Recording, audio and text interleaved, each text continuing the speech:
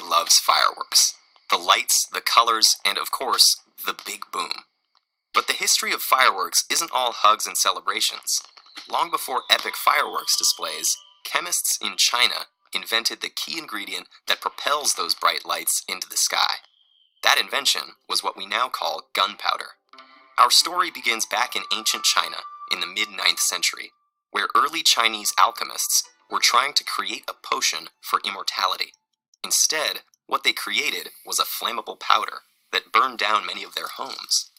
They quickly realized that this black powder, which they called fire medicine, was precisely the opposite of something that would make you live forever. In these early days, the Chinese hadn't yet figured out how to make the powder explode. It was simply very flammable, and their armies used it to make flaming arrows and even a flamethrower.